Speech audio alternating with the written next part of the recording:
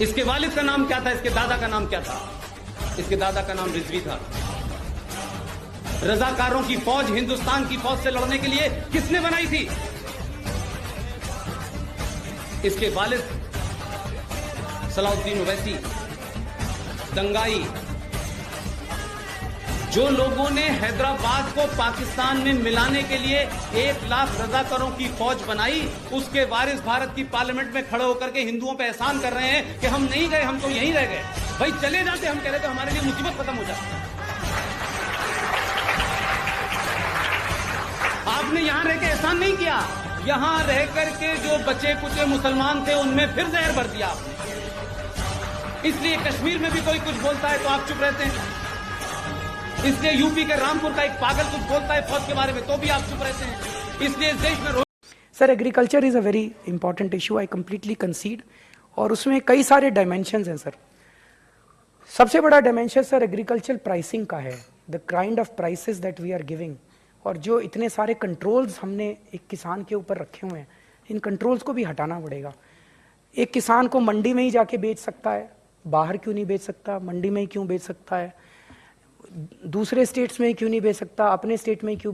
जितने कंट्रोल्स हमने एक छोटे से किसान पे लगा रखे हैं, जिस कंट्रोल से आप लोग दुखी हो ना सारे, उसी सारे कंट्रोल से वो भी दुखी है। आई थिंक उसको वो करने की जरूरत है, डीरेगुलेट करने की जरूरत है। बहुत सारे सरकार को उसकी सर से उतरने की जरूरत है। फायदे के नाम पे कहते हैं अब किसान अपनी फसल पूरे देश में कहीं भी बेच सकता है, यही फायदा गिनाते हैं ना ये। अब किसान को अच्छे दाम मिलेंगे, वो मंडी के बाहर कहीं भी बेच सकता है। मैं उनसे केंद्र सरकार से पूरी विनम्रता से पूछना चाहता हूं, आज पंजाब में और हरियाणा में मंडी में एमएसपी 1850 रुपये क्विंटल है गेहूं की। बिहार में मंडी नहीं है, वहां 800 रुपये में किसान बेच रहा है। उस 800 रुपये में जो किसान बेच रहा है उसको ये बता दो कि पूरे देश में वो कहां जाके मंडी के बाहर बेचे कि उसे 1850 रुपये से ज्यादा का दाम मिल जाए। कहीं मिल ही नहीं सकता। मंडी के बाहर तो मंडी से कम मिलता है, तो ये भी कोई फायदा नहीं है। तो फायदा है क्या? तो किसान को एक भी फायदा नहीं है इस कानून से। इस कानून से केवल और केवल वो 4-5 बड़े बड़े पूंजीपति हैं जिनको फायदा है। डोंट टच मित्रमा, डोंट टच।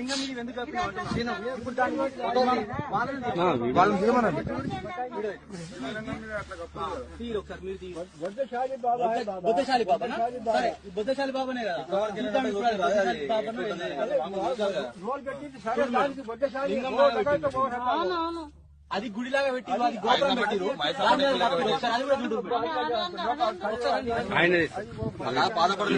సందీప్ నిన్న వీడియో ఉండే కదా, ఆ వీడియో ఓపెన్ మేడం మన వీడియో తీసాం కదా అసలు ఇప్పుడు ఆ బియ్యం మేడం మన గోపురం ఎట్లా కట్టుకుంటాం గుడి మీద. ముస్లిం ఇట్లా ఉండదు కదండి, అదే అది అది కదా అన్న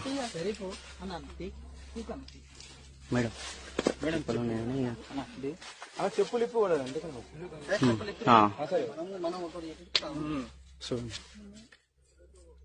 వాళ్ళు ఆడ పెట్టుడు ఏంది,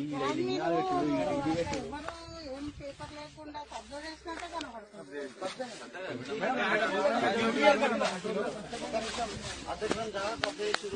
ఊరు కాదు, వేరే నుంచి బతకనికి వచ్చారు. మీరు వేరే నుంచి బతకనికి వచ్చారు. కొన్ని ఊరోడు వ్యవసాయం చేసుకుంటుండ్రు, ఏదైనా పని చేసుకుంటుండ్రు, బాగుపడుతుంది అనుకుంటే ఇది ఒక గుడి అని మీరు చెప్తారు. కానీ మీకోసం ఏర్పాటు చేసుకుంది గుడి అని ఎవరికి రాడు, ఇది ఎవడు మొక్కడు. మీ స్వార్థం కోసం మీరు ఏర్పాటు చేసుకుంది దర్గా అంటే మీ దగ్గర మీ బాయిల కాడ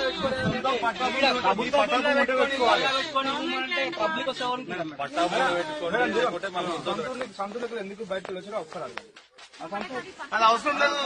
మీ పట్టా భూమిలో పెట్టుకోవాలి, ప్రభుత్వ భూమిలో పెట్టుకోవాలి.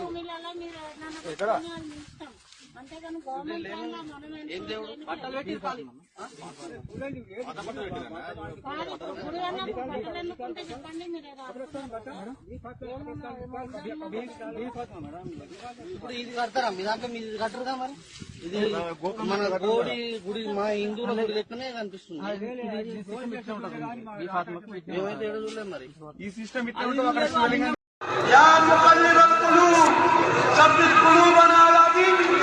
يا مصرف القلوب صرف قلوبنا